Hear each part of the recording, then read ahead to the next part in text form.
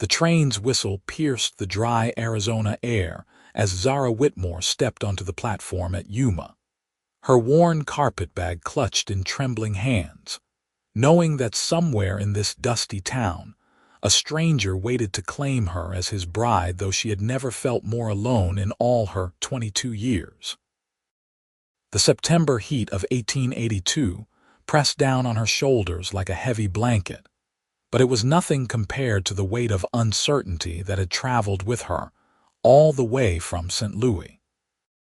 She smoothed her faded gray dress, the only presentable garment she owned, and searched the sparse crowd for a man she would only recognize from a single blurry photograph.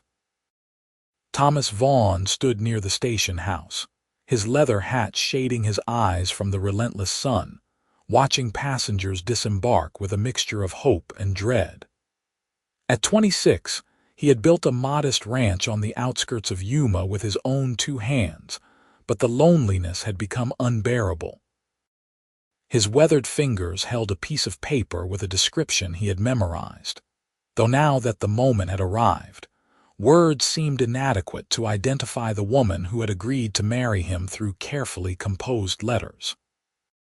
When their eyes met across the platform, recognition sparked between them like lightning before thunder. Zara saw a tall man with sun-bronzed skin and dark hair that curled slightly at his collar, his frame lean and strong from years of hard work.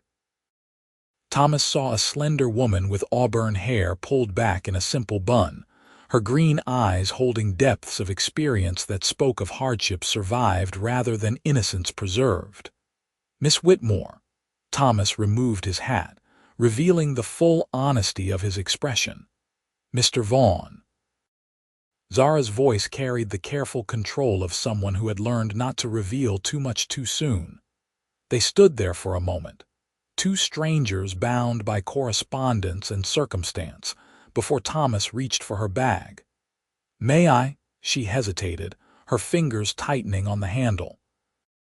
Everything she owned in this world fit in that single worn bag, and releasing it felt like surrendering the last piece of herself she controlled. But she nodded and let him take it, noticing how carefully he held it, as though he understood its value extended far beyond the meager contents. "The wagon's just over here," Thomas said, gesturing toward a sturdy vehicle hitched to two horses. "It's about an hour's ride to the ranch. I thought we could speak with Reverend Matthews tomorrow morning if that suits you." Zara nodded again, following him through the dusty street. Yuma was smaller than she had imagined, a collection of adobe buildings and wooden structures clustered along the Colorado River. The town had a rough, unfinished quality that matched her own sense of displacement. As Thomas helped her onto the wagon seat, his hand was gentle but brief on her elbow, respecting the boundary between them. He climbed up beside her and took the reins, clicking his tongue to set the horses moving. The wagon rolled forward, carrying them away from town and into the open landscape of mesquite and creosote bush. "I want you to know," Thomas began after several minutes of silence, "that I meant everything I wrote in my letters. I am looking for a true partner, not just someone to cook and clean. I know we are strangers, but I hope we can build something honest together." Zara studied his profile, the strong line of his jaw and the sincerity in his voice. "I was honest in my letters as well, Mr. Vaughn.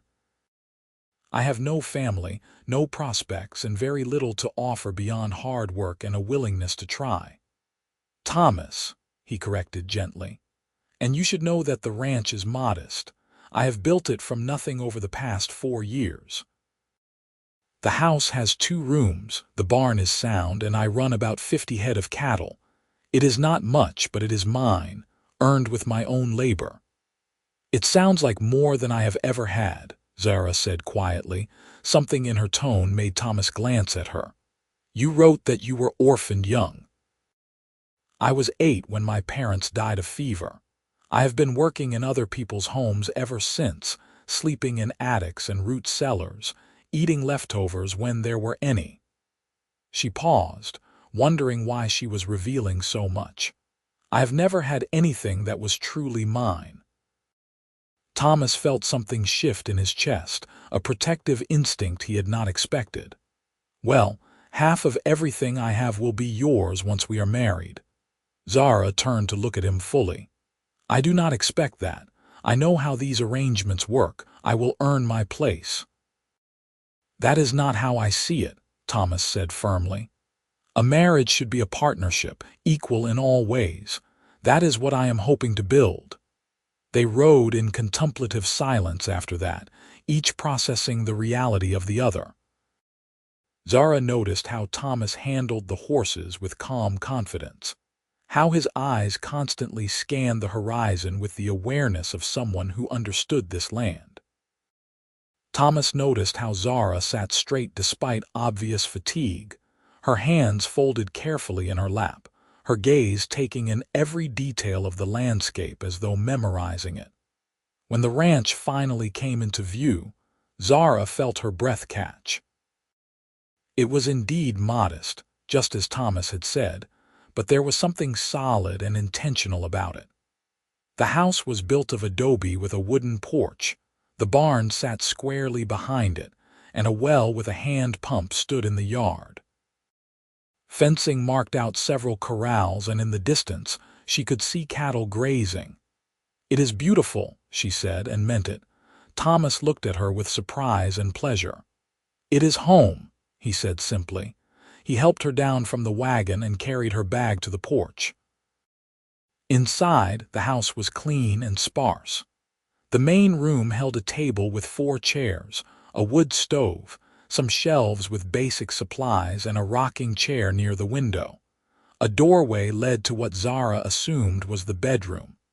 "I sleep in there," Thomas said, following her gaze. "Tonight you can have the bedroom. I will make up a bedroll out here." Zara shook her head quickly. "No," Thomas frowned. "I insist. You have traveled far and need proper rest. We are not yet married, so it would not be right for us to share sleeping quarters anyway. You do not understand."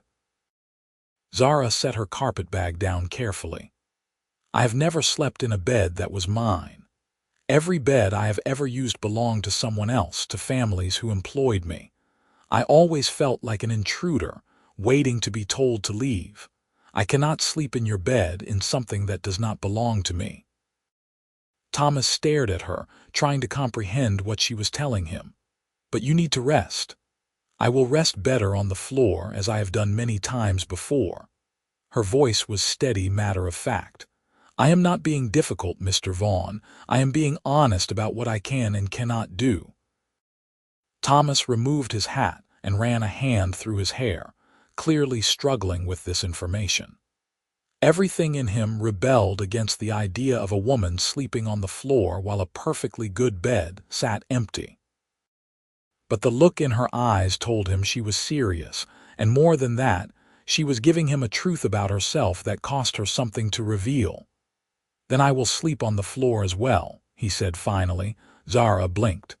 "That makes no sense." "It makes perfect sense to me. I will not have you sleeping on the floor while I take comfort in a bed. We will both sleep on the floor until you feel the bed is yours too." He set his hat on the table with a finality that suggested the matter was settled. For the first time since arriving, Zara felt tears prick her eyes. No one in her entire life had ever done something like this, had ever made such a gesture to meet her where she was. She turned away quickly, not wanting him to see how deeply his words had affected her. "You do not have to do that," she managed to say. "I know I do not have to. I want to." Thomas moved to the stove and began building a fire. "Now, I imagine you are hungry. I am not the best cook, but I can manage a decent stew. Why do not you wash up from your journey, and then we can eat?" Zara found the basin and water pitcher on a small stand near the door. As she washed her face and hands, she watched Thomas move around the kitchen area with easy familiarity, pulling out vegetables and dried beef, working with the quiet competence of someone long accustomed to caring for himself. The stew was better than decent, rich and filling, and they ate together at the table as the sun began to set beyond the window. The conversation came easier now. Small exchanges about the journey, about the ranch, about Yuma and what little society existed in this isolated place. "There are not many women out here," Thomas admitted. "The nearest neighbor is the Morrison family, about 5 miles south. Kate Morrison is a good woman, though she has her hands full with 5 children. There are a few other ranches scattered around, and the town has some families, but it is sparse." "I am accustomed to being alone," Zara said. "Perhaps you will not have to be so alone anymore." After dinner, as darkness fell completely, Thomas brought blankets and a bedroll from a trunk. He laid them out on the floor of the main room, creating 2 separate sleeping areas a respectful distance apart. Zara stood awkwardly, still processing this strange turn of events. "Mr. Vaughn, truly, you do not need to do this." "Thomas," he corrected again. "And yes, I do." He settled onto his bedroll, fully clothed except for his boots. "Good night, Zara." She noticed it was the first time he had used her given name, and something about the way he said it made her feel less like a transaction and more like a person. She lay down on her own blankets, staring up at the dark ceiling, listening to the unfamiliar sounds of the ranch at night. "Thomas," she said quietly into the darkness. "Yes, thank you. You are welcome. Sleep well." But neither of them slept well that first night. Thomas lay awake thinking about the woman a few feet away, wondering what kind of life had taught her that she deserved nothing of her own. Zara lay awake marveling at the strange turn her life had taken, and the unexpected kindness of the man who had agreed to marry her. Morning came with a rooster's crow and the gradual lightening of the sky. Thomas rose first, quietly starting the fire and putting coffee on to boil. Zara woke to the smell and sat up, momentarily disoriented before remembering where she was. "Good morning," Thomas said. "Coffee will be ready soon." They moved through the morning rituals with careful politeness, taking turns at the basin, eating a simple breakfast of corn bread and eggs. Then Thomas hitched up the wagon again, and they rode back into Yuma to see Reverend Matthews. The Reverend was a portly man with kind eyes and a no-nonsense demeanor. He asked them the standard questions, established that Zara had come of her own free will, and then performed a simple ceremony in the church with his wife and the general store owner as witnesses. In less than 30 minutes, Zara Whitmore became Zara Vaughn, though she felt no different except for the plain gold band Thomas slipped onto her finger. "I know it is not fancy," he said apologetically as they left the church. Zara looked down at the ring, the first piece of jewelry she had ever owned. "It is perfect." They stopped at the general store where Thomas bought fabric, coffee, sugar, and other supplies. The proprietor, a sharp-eyed man named Henderson, looked Zara over with undisguised curiosity. "So you are the mail-order bride Vaughn's been waiting on," he said bluntly. "I am his wife," Zara replied with quiet dignity. Henderson grunted. "Well, good luck to you both. It is a hard life out here." On the ride back to the ranch, Thomas seemed troubled. "I am sorry about Henderson. Some folks around here do not have much polish. I have dealt with worse." Zara watched the landscape roll by, already feeling more familiar. At least he was honest about what he thought. "Still, you deserve respect. You are my wife now, my wife." The words hung between them, laden with implications neither was quite ready to explore. They were married, yes, but they were still strangers learning each other's rhythms. Back at the ranch, Thomas showed Zara how things worked, the daily routines that kept the place running. He taught her about the cattle, the horses, where the best water sources were located. She absorbed everything quickly, asking intelligent questions that showed she was thinking beyond just the immediate tasks. "You have a good mind for this," Thomas observed as they walked back from checking the stock tanks in the late afternoon. "I have always been good at learning what was needed," Zara replied. "It was how I survived." That night they again laid out bedrolls on the floor. Thomas had offered once more to take the bedroom, and Zara had once more refused. So they lay in the darkness of the main room, the space between them filled with unspoken thoughts. "Can I ask you something?" Zara said after a while. "Of course. Why did you decide to send for a bride?" Surely there must have been women in town who would have been interested. Thomas was quiet for a moment. "I wanted someone who understood what it meant to start from nothing. The few unmarried women in Yuma, they have families, expectations, ideas about what a life should look like. I needed someone who would see this ranch as I do, as something worth building together. And you thought a mail-order bride would be that person. I thought someone who had the courage to travel across the country to marry a stranger might be the kind of person who could build a life in this hard place." Was I wrong? Zara considered the question seriously. "No, I think you were right. I do see what you have built here, and I do think it is worth protecting and growing. Then we have made a good start." Days turned into a week, and they fell into a rhythm. Thomas worked the cattle and mended fences while Zara took over the cooking and began organizing the house with more care than it had seen in years. She proved to be an excellent cook, despite having little to work with, and Thomas found himself looking forward to meals in a way he had not before. Every night they both slept on the floor. Thomas's friends began to visit, curious about the new wife. Jack Morrison rode over one afternoon with his wife Kate, who brought fresh bread and a warm smile. "I am so glad Thomas finally found someone," Kate said as the men talked outside. She was a weathered woman in her 30s with laugh lines and capable hands. "It was not right, him being out here alone." "He seems very capable," Zara said, pouring coffee. "Capable, yes, but lonely. A person needs more than capability to thrive." Kate studied Zara with sharp but friendly eyes. "And you? How are you finding life on the ranch?" "I like it," Zara said simply, and realized it was true. Despite the hard work and isolation, she felt more at peace than she had in years. Kate noticed the dark circles under Zara's eyes. "Though you look tired, if you do not mind me saying." "Is everything all right?"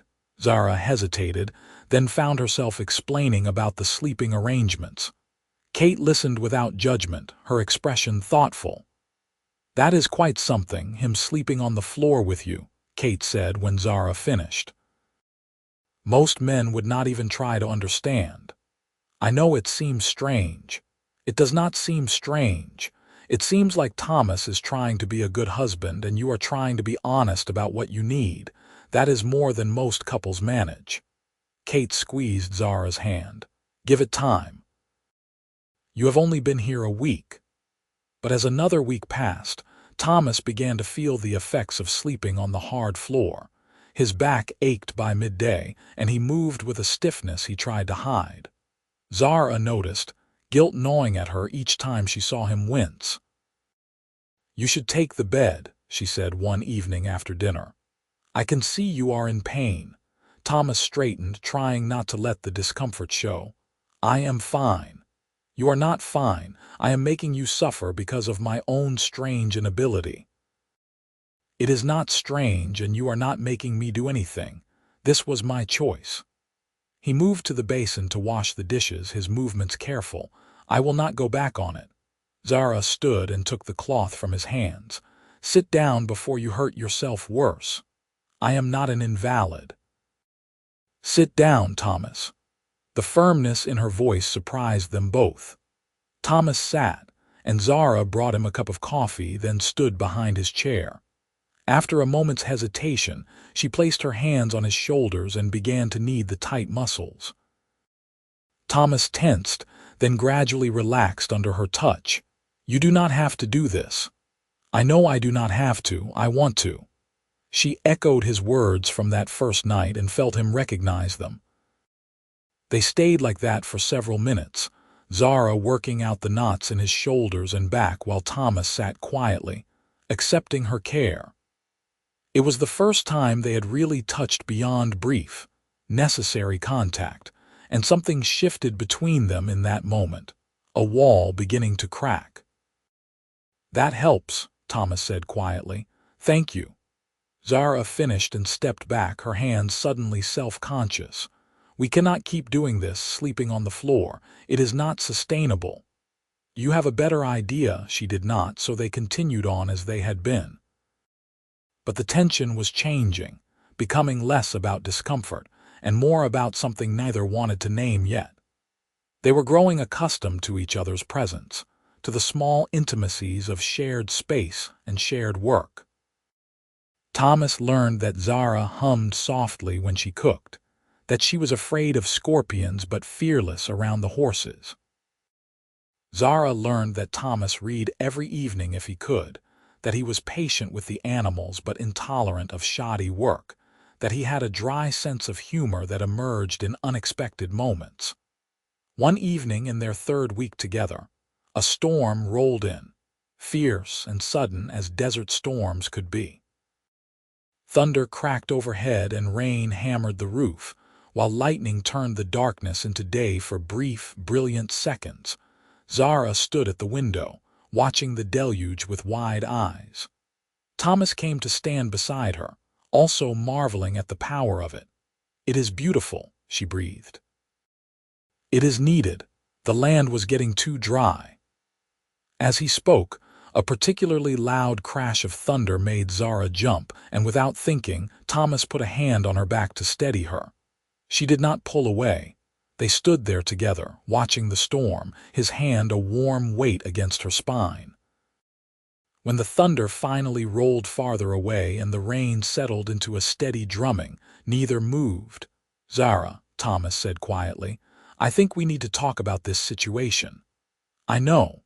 He turned to face her, his hand falling away.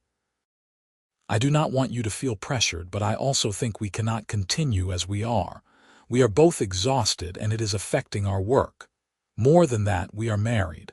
I would like us to be truly married in all ways, but only when you are ready." Zara's heart hammered in her chest. "I am afraid." "Of me?" "No, of myself, of my own broken pieces. I do not know how to be a wife, how to share a life with someone. I have spent so long having nothing that the thought of having something, of having someone, terrifies me." Thomas reached out slowly and took her hand. "I am afraid too. I have been alone for a long time. I do not know if I remember how to be part of something larger than myself, but I would like to try with you at whatever pace you need." Zara looked down at their joined hands. His palm was calloused from work, strong and steady. "What if I am too damaged?" "Then we will be damaged together." He squeezed her hand gently. "Zara, I have come to care for you these past weeks, not just as an arrangement or a convenience, but as a person. I like who you are, your strength and your honesty. I want to build a real life with you, but it has to be what you want too." Tears slid down Zara's cheeks, surprising her with their sudden appearance. "I have never had anyone say such things to me." Thomas reached up and gently wiped away her tears with his thumb. "Then it is long past time someone did." She leaned into his touch, making a decision. "I want to try too. I do not know how, but I want to try. That is enough. That is more than enough." Thomas pulled her into an embrace, careful and warm, and Zara let herself be held for the first time she could remember. She wrapped her arms around him and held on, feeling his heartbeat against her cheek, feeling the solidness of him, the reality of another person choosing her. They stood there while the storm continued outside, two people finding shelter in each other. That night they laid out the bedrolls as usual, but the space between them seemed less vast. As Zara settled under her blanket, Thomas spoke into the darkness. "One day when you are ready, that bed will be ours. Not mine, not yours, but ours. And until then, I will be right here on the floor beside you." "I believe you," Zara whispered. Sleep came easier that night than it had in weeks. The next day brought new challenges. One of the cows was having trouble calving, and Thomas needed Zara's help. She did not flinch at the blood or the difficulty, working alongside him for hours until they finally delivered a healthy calf.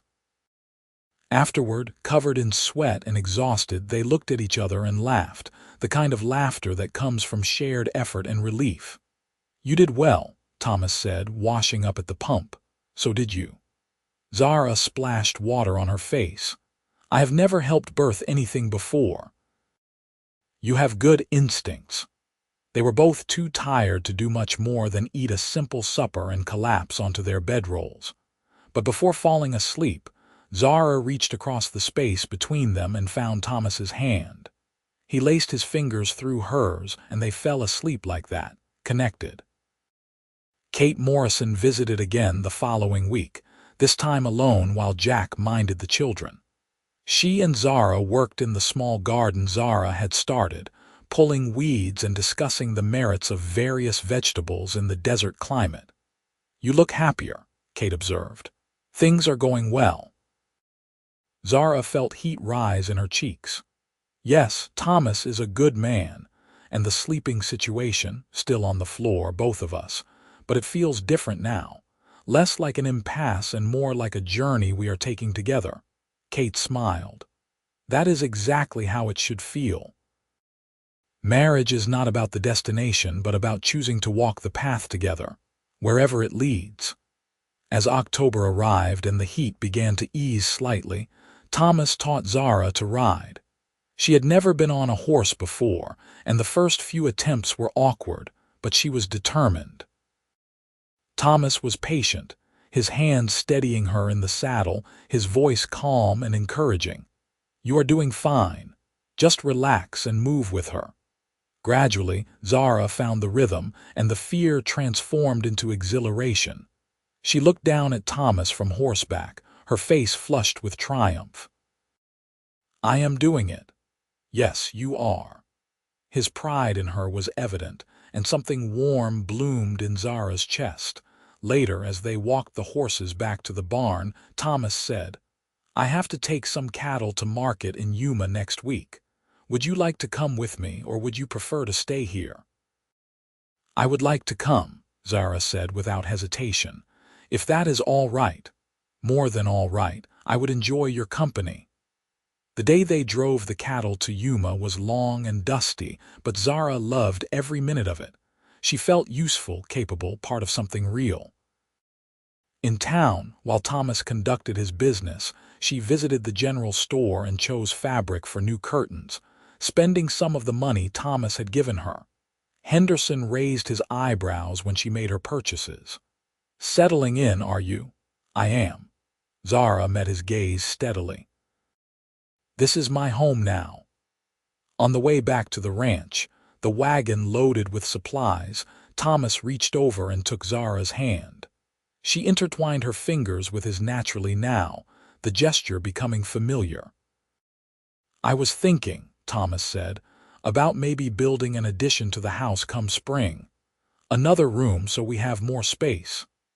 "That would be nice," Zara said, then added quietly, "though I hope we will not need the extra sleeping space by then."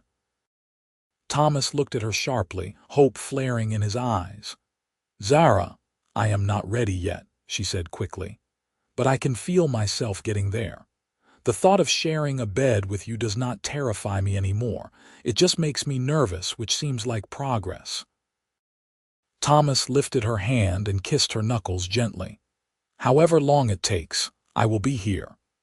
They arrived home to find that a coyote had gotten into the chicken coop. 3 hens were dead, and the rest were scattered and panicked. Zara and Thomas spent the rest of the evening rounding up the remaining chickens and reinforcing the coop. By the time they finished, both were irritable and exhausted. "I should have built it stronger," Thomas said, angry with himself. "You could not have known," Zara countered. "I should have anticipated it. This is my job to protect what we have. Our job, Zara corrected. We protect what we have together. Thomas stopped and looked at her, really looked at her, seeing not the uncertain woman who had stepped off the train but someone who had claimed her place here, who saw herself as part of this life. You are right. Our job. That night, Zara moved her bedroll closer to Thomas's. Not touching, but close enough that she could hear his breathing, feel his presence more strongly. He noticed but said nothing, just reached out and found her hand in the darkness. Good night, Zara. Good night, Thomas. November brought cooler temperatures and occasional rain. The ranch work continued, always something needing attention. Thomas taught Zara to shoot, a necessary skill in this isolated place. She proved a decent shot after some practice, her hand steady despite the kick of the rifle. You are a natural, Thomas said after she hit 3 targets in a row. I am motivated to protect what is mine, Zara replied, and saw how her words affected him, the way his eyes softened. Ours, he corrected gently. Ours, she agreed. They were sitting on the porch one evening, watching the sun set in brilliant shades of orange and red, when Zara finally spoke the words that had been building inside her for weeks. I think I am falling in love with you. Thomas went very still beside her. You do not have to say that if you do not mean it. I know I do not have to. I wanted to. She turned to face him. I have never loved anyone before, so I am not entirely sure what it is supposed to feel like, but I think this is it. This feeling that I would rather be here with you than anywhere else in the world. This feeling that your happiness matters as much as my own. Is that love? Thomas cupped her face in his hands, his touch infinitely gentle. Yes, I think that is exactly what love is. And for what it is worth, I am falling in love with you too. No, that is not quite right. I have already fallen. I love you, Zara. She leaned forward and kissed him, a tentative press of lips that quickly deepened as Thomas responded. It was not their first kiss. They had exchanged brief touches of lips before, but this was different. This carried the weight of emotion behind it. When they finally pulled apart, both were breathing hard. Come to bed with me tonight, Thomas said, his voice rough. Not for anything more than sleep, just to be together. I want to hold you through the night. Zara's heart raced, but she nodded. Yes, I think I am ready for that. They went inside as darkness fell, and for the first time they walked together into the bedroom. The bed was neatly made, a simple frame with a straw mattress and quilts. Zara stared at it, her old fears rising. Thomas sensed her hesitation. We can still sleep on the floor if you prefer. No, Zara took a breath. You said this bed would be ours, not yours or mine, but ours. I want to believe that. I want to trust that I have a right to this, to you, to a life that includes comfort and safety. You do have that right. You have always had it, even when the world did not honor it. Zara removed her dress down to her chemise, suddenly shy. Thomas took off his shirt and pants, leaving him in his underthings. They climbed into the bed from opposite sides, meeting in the middle. The mattress was softer than the floor, the quilts warm. Thomas pulled her close, and Zara rested her head on his chest, hearing the steady drum of his heart. Is this all right? He asked. It is perfect. And it was. Wrapped in Thomas's arms in their bed in their home, Zara felt something inside her finally ease. Thank you for sleeping on the floor with me all those weeks. Thank you for letting me be the kind of man who would. They fell asleep like that. 2 people who had found in each other the home they had both been seeking. The next morning, Zara woke first, momentarily disoriented by the softness of the bed and the warmth of Thomas beside her. He was still asleep, his face relaxed and younger looking in repose. She studied him, this man who had shown her more kindness in 2 months than she had received in her entire life before, and felt love swell in her chest so strongly it almost hurt. Thomas's eyes opened, and he smiled when he saw her watching him. "Good morning. Good morning." Zara leaned down and kissed him softly. "I slept in a bed for the first time and the world did not end. I noticed. How do you feel? Strange. Good, like something fundamental has shifted." She sat up, the quilt falling away. "Like I finally believe that I deserve this life, this home, you." Thomas pulled her back down into his arms. "You have always deserved it. I am just glad you are beginning to see that." They stayed in bed longer than usual that morning, just holding each other and talking. It was the kind of lazy intimacy that comes from genuine connection. No rush to be anywhere else.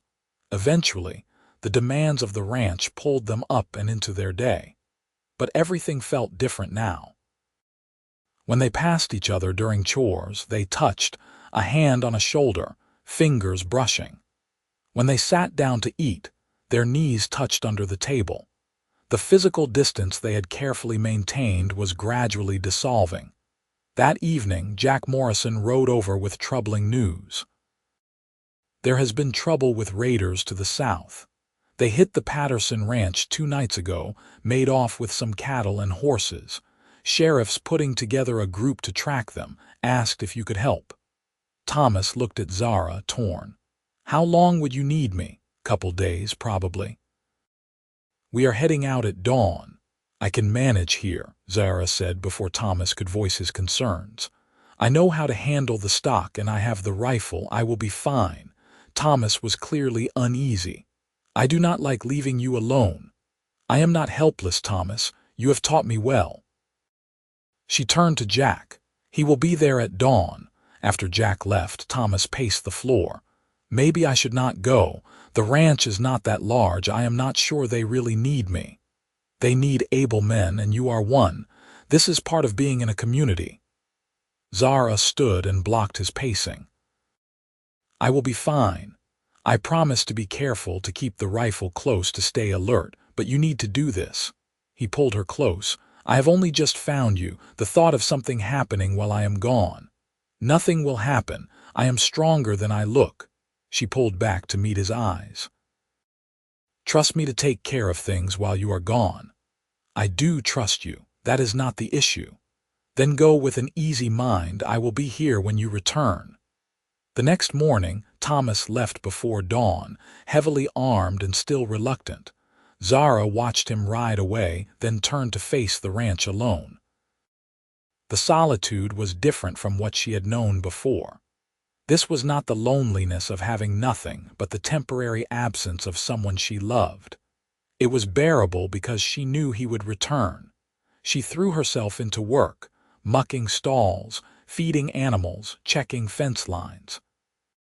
By evening she was exhausted but satisfied. She ate a simple supper, checked all the locks, and climbed into bed alone. The space beside her felt empty, and she realized how quickly she had become accustomed to Thomas's presence. The second day passed similarly, though Zara found herself glancing at the horizon frequently, watching for riders. As evening approached, she was drawing water from the well when she heard hoofbeats. Her hand instinctively went to the rifle she had propped nearby. But it was Thomas who rode into the yard, dusty and tired but whole. Zara dropped the bucket and ran to him as he dismounted. He caught her in his arms, holding her tight. "I missed you," she said against his chest. "I missed you too. Every moment." He pulled back to look at her. "Everything all right here? Perfect. Everything was perfect. Did you catch them?" "We did. They were a small group, probably just drifters looking for easy pickings. They will not be troubling anyone anymore." He noticed the circles under her eyes. "Did you sleep?" "Some." "The bed is too big without you." Thomas kissed her forehead, her cheeks, her lips. "I am back now. Let me take care of the horse and then we can have supper together." Later, as they lay in bed, Thomas held Zara close. "I realized something while I was gone.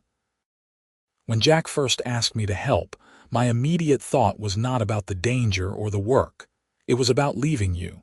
You have become the center of my life, the thing that matters most." "You are that for me too," Zara whispered. "I never thought I would have this, someone to miss and be missed by." "You have it now, you have me completely." Zara turned in his arms to face him. "I want to be your wife in all ways, Thomas. I am ready." His eyes searched hers. "Are you certain?"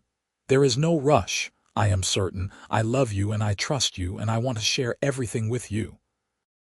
What followed was tender and slow, Thomas taking great care with her, making sure she felt safe and cherished. Zara discovered that intimacy could be beautiful when built on trust and love, that her body could be a source of joy rather than just a tool for labor. Afterwards, she lay in Thomas's arms, feeling fundamentally changed. "Are you all right?" Thomas asked, stroking her hair. "I am more than all right. I am happy." She said the word wonderingly, as if testing it. "I cannot remember the last time I was truly happy." "Good. That is exactly how I want you to feel every day." "I want that for you too." They fell asleep tangled together, completely at peace.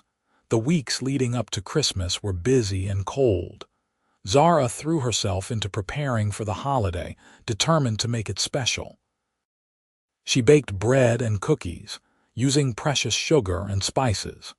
She sewed new shirts for Thomas from fabric she had bought.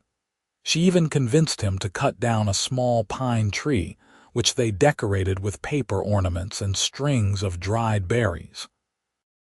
Thomas watched her bustle around with amusement and affection. "You are like a whirlwind." "I have never had a real Christmas," Zara admitted. "I want this one to be perfect." On Christmas morning, they exchanged gifts. Thomas gave Zara a beautiful leather-bound journal and a pen. "For recording our life together," he said. "So you will always remember how far you have come." Zara gave him the shirts and a carefully knitted scarf. "So you stay warm in the cold mornings." They spent the day together, just the two of them, cooking a special meal and enjoying the rare respite from work. As evening fell and they sat before the fire, Zara rested her head on Thomas's shoulder. "This is the best Christmas I have ever had." "It is the best I have ever had too," Thomas replied, "and we will have many more together." As 1882 turned into 1883, Zara realized she had missed her monthly courses.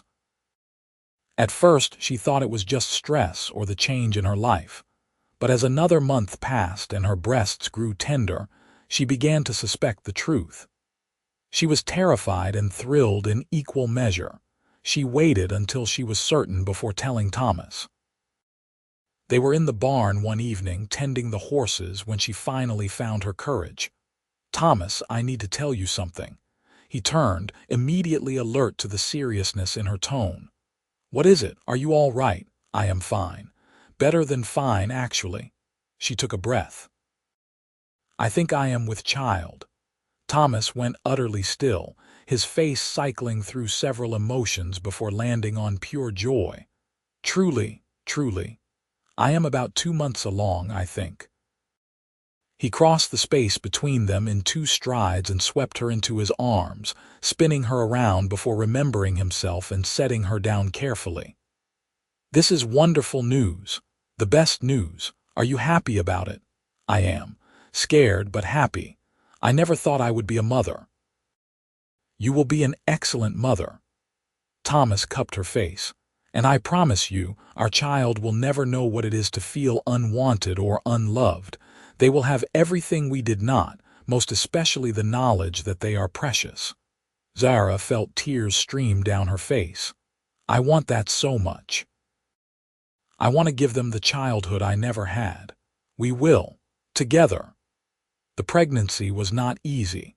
Zara suffered from terrible morning sickness for months, and the desert heat made her swell and ache. But Thomas was attentive and patient, taking on extra work so she could rest, bringing her cool water and anything she thought she might be able to eat. Kate Morrison visited frequently, offering advice and encouragement from her own extensive experience with childbirth. "You are doing fine," Kate assured her during one visit when Zara was particularly miserable. The first few months are always the hardest. It gets better. When? Zara asked miserably. Kate laughed. Soon, I promise. As Kate predicted, the sickness eventually eased and Zara entered the second phase of pregnancy with renewed energy. Her belly swelled with their child, and Thomas was fascinated by every change. He would rest his hand on her stomach in the evenings, marveling when the baby kicked. Strong, he would say proudly. Takes after their mother. Or their father, Zara would reply. They spent hours discussing names, what kind of parents they wanted to be, what values they wanted to instill. These conversations, more than anything, solidified their partnership. They were not just husband and wife anymore, but co-creators of a new life, jointly responsible for another human being. In July, as Zara's due date approached, Thomas became increasingly anxious. Maybe we should go stay in town, close to the doctor. The doctor is a drunk who is rarely sober, Zara pointed out. Kate has delivered 5 babies of her own and helped with dozens more. I trust her more than any doctor. So Kate moved into the ranch for the last week, bringing her calm competence and practical knowledge. When the pain started late one evening, she took charge immediately, directing Thomas to boil water and gather clean linens while she helped Zara through the contractions. You are doing beautifully, Kate encouraged as the labor progressed. Just breathe through it. Thomas hovered anxiously until Kate finally snapped. Either make yourself useful or go outside. Your pacing is not helping. He stayed, holding Zara's hand and whispering encouragement, even when she squeezed hard enough to hurt. The labor lasted through the night and into the early morning. Finally, as the sun rose over the desert, their son entered the world with a lusty cry. A boy, Kate announced, placing the squalling infant on Zara's chest. Healthy lungs on him. Zara looked down at her son, overwhelmed by the rush of love she felt. He was red and wrinkled and perfect.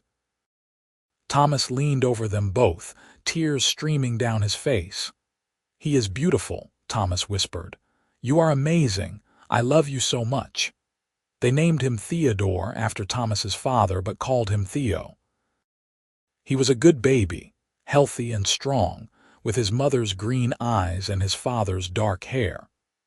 Thomas was a devoted father, rising in the night to walk with Theo when he fussed, singing him songs in a surprisingly good voice. Zara, watching Thomas cradle their son, felt her heart might burst from happiness. This life, this family, this love, it was everything she had never dared to dream of. The first year of Theo's life flew by in a blur of sleepless nights and new milestones. They celebrated his first smile, his first tooth, his first word, which was "da," much to Thomas's delight. The ranch continued to grow and prosper. With the money from good cattle sales, Thomas built the addition he had promised, giving them more space and a proper nursery for Theo. Kate and Jack became close friends, their children playing together when the families visited.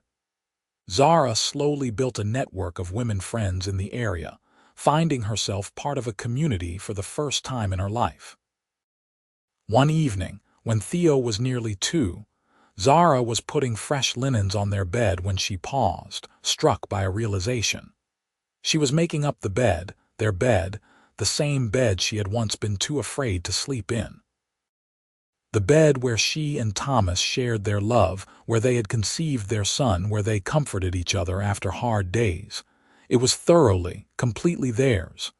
Thomas found her standing there, a strange expression on her face. What is it? What is wrong? Nothing is wrong. I was just thinking about that first night, when I told you I could not sleep in a bed that was not mine. Do you remember? Of course I remember.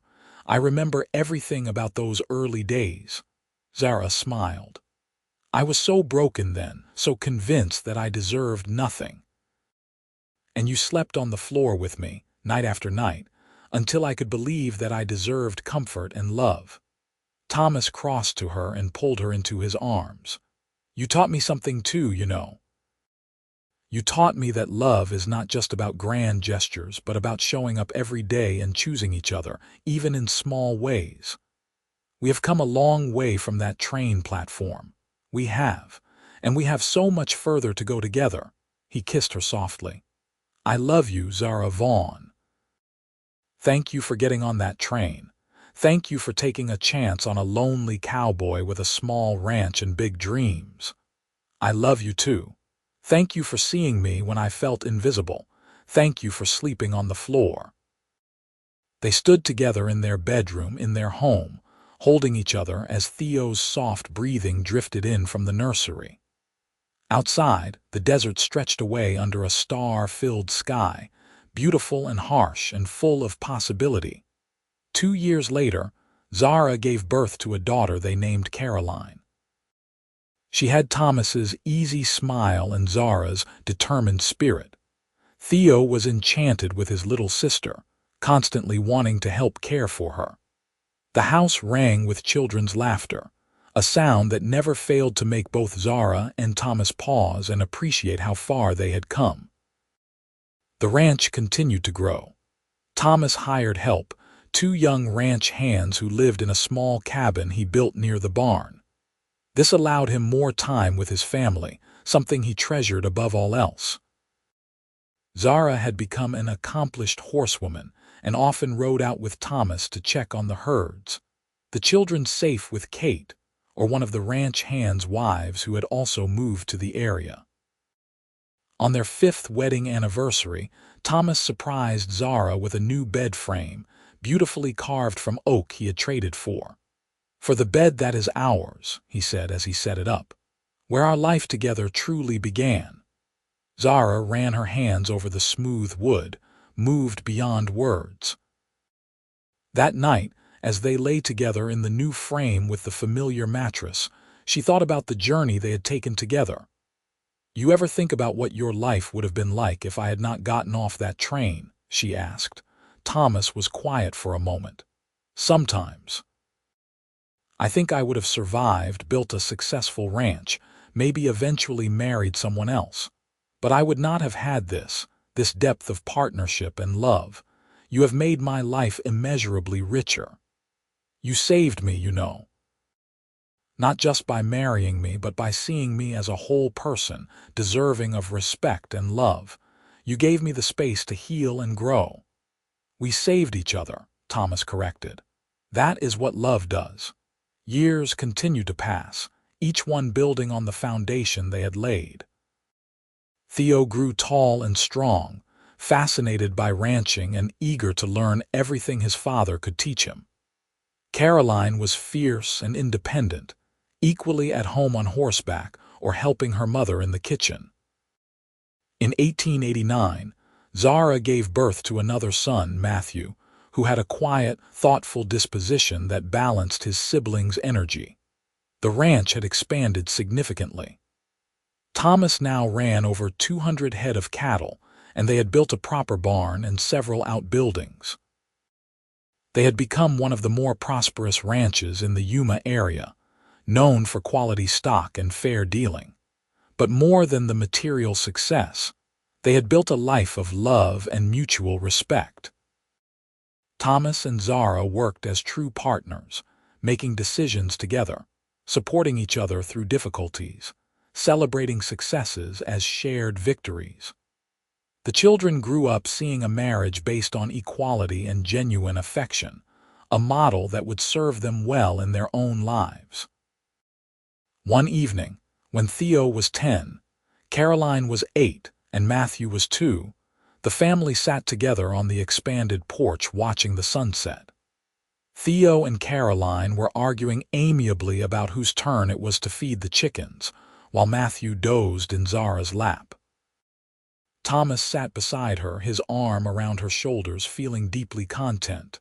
"Happy?" he asked quietly. "Incredibly," Zara replied.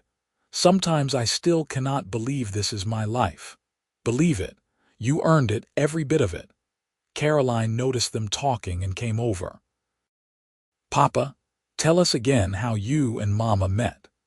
It had become one of the children's favorite stories, the tale of the mail-order bride and the cowboy who slept on the floor.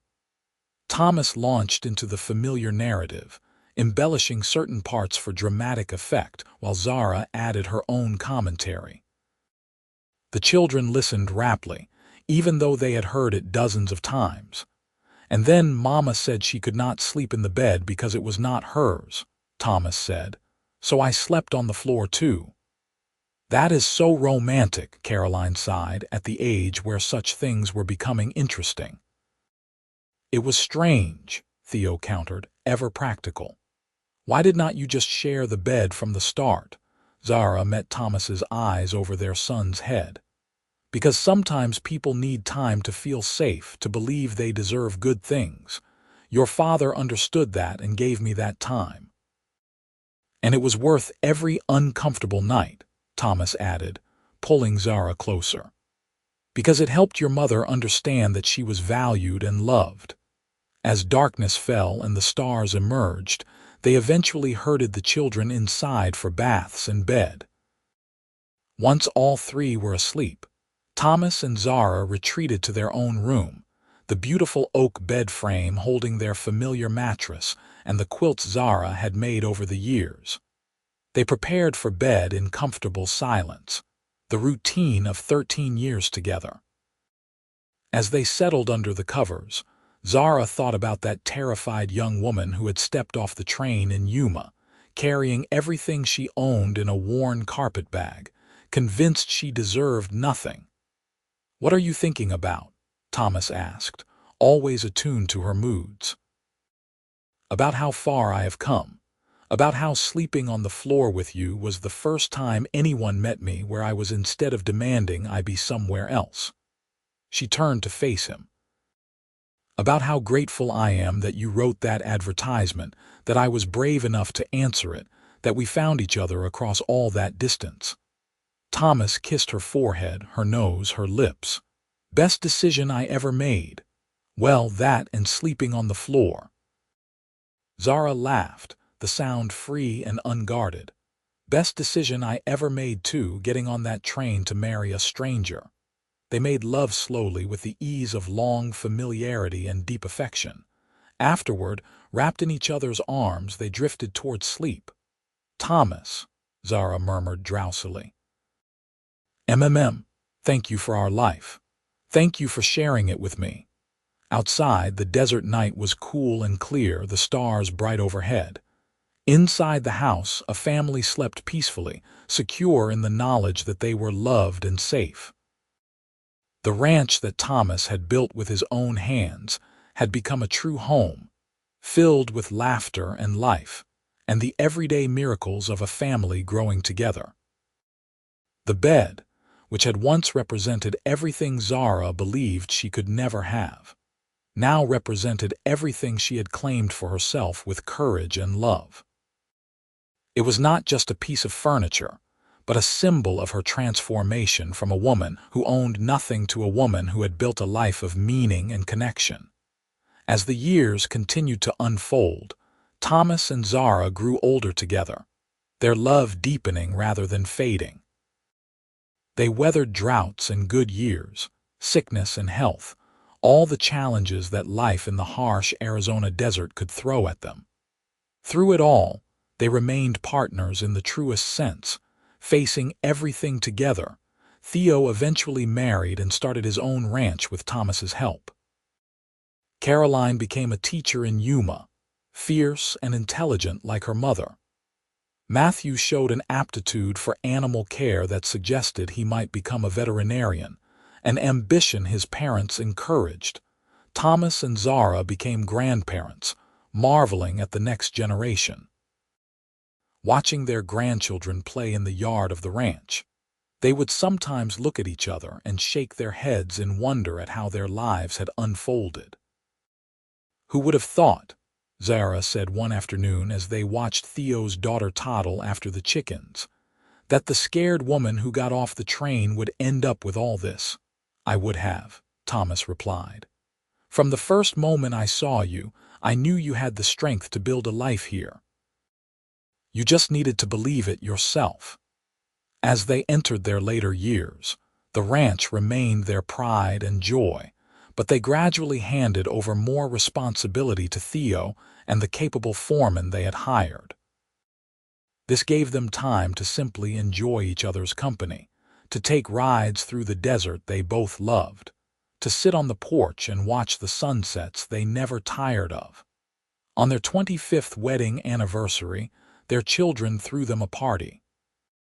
Friends and neighbors from all over the area came to celebrate, testimony to the life they had built not just for themselves but within their community. Kate Morrison, now gray-haired but still sharp, toasted them with tears in her eyes.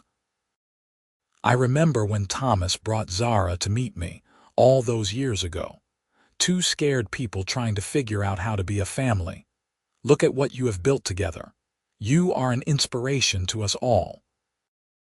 That night, after everyone had left and the house was quiet, Thomas and Zara lay in their bed, the same oak frame Thomas had carved 20 years earlier, now worn smooth from years of use. 25 years, Zara mused. A quarter of a century since I got off that train. The best 25 years of my life, Thomas said. Mine too. Though I have to say the first few weeks were rough. I cannot believe we slept on that hard floor for so long. Thomas chuckled. Worth it, though. Every uncomfortable night was worth it to see you finally claim your place in this life, in our bed, in my heart. Zara rolled over to look at him, cupping his weathered face in her hands. I love you, Thomas Vaughn. Thank you for being patient with me, for meeting me where I was, for never giving up on us. I love you, Zara Vaughn. Thank you for being brave enough to take a chance on a lonely cowboy, for building this life with me, for making every day an adventure. They kissed, still finding passion and comfort in each other after all these years. As they settled into sleep, comfortable in the bed that had become such a powerful symbol of their journey together, Zara reflected on the unexpected ways life could unfold. She had gotten on that train expecting nothing more than survival, a transaction that would provide her with basic security in exchange for domestic labor. Instead, she had found love, partnership, a family, a home, and most importantly, herself. She had discovered that she was worthy of good things, capable of great things, and deserving of love. The cowboy who had been willing to sleep on the floor rather than let her feel uncomfortable or less than had shown her what true respect looked like. That simple act of meeting her where she was had unlocked something inside her, had given her permission to heal and grow and become the woman she was always meant to be. As sleep claimed her, surrounded by Thomas's warmth and the familiar comfort of their home, Zara smiled. The bed she had once been too afraid to sleep in now held two people who had found in each other the home they had both been seeking. It was not a fairy tale ending but something better, a real life built on mutual respect, hard work, and genuine love. The ranch would continue through their children and grandchildren. The land would remain in the family, a testament to what Thomas had built and what he and Zara had grown together. But more than the land or the success, their legacy would be the love they had shown each other and taught their children, the model of partnership they had demonstrated, and the proof that even the most damaged hearts could heal when treated with patience and genuine care. In the years to come, when their grandchildren and great-grandchildren asked about them, the story that would be told was not just about a mail-order bride and a cowboy, but about two people who had been brave enough to be vulnerable, patient enough to let love grow, and wise enough to recognize that the most valuable things in life cannot be owned but only shared. Thomas and Zara lived long lives, filled with love and purpose. When Thomas finally passed at the age of 78, Zara held his hand and told him he had been the greatest gift of her life. She followed him 2 years later, having lived to see her youngest grandchild married and starting a family of her own. They were buried side by side on a hill overlooking the ranch, under the vast Arizona sky they had both loved. Their children and grandchildren gathered to say goodbye, sharing stories of the love that had been the foundation of their family. The story of the bed, of the cowboy who slept on the floor until his bride felt safe enough to join him, was told and retold, becoming family legend. But it was more than legend. It was a reminder that love is not about grand gestures alone, but about showing up every day and choosing to honor the person you love, to meet them where they are, to give them space to become who they are meant to be. It was a reminder that the most profound acts of love are often the simplest, the choice to sacrifice comfort to provide emotional safety, to be patient when every instinct might cry for speed, to trust that slow growth produces deep roots.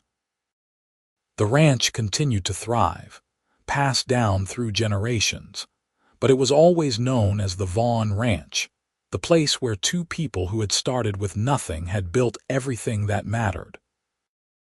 And in the house, in the room where Thomas and Zara had slept for over 50 years, their great-grandchildren would sometimes stand and listen to the story of the bed, of the bride who was afraid to claim what was hers, and the cowboy who loved her enough to sleep on the floor until she could. It was a story about love, yes, but also about healing and courage, and the transformative power of being truly seen by another person. It was about how the right love at the right time can unlock doors we did not even know were closed, can give us permission to want and dream and believe that we deserve good things.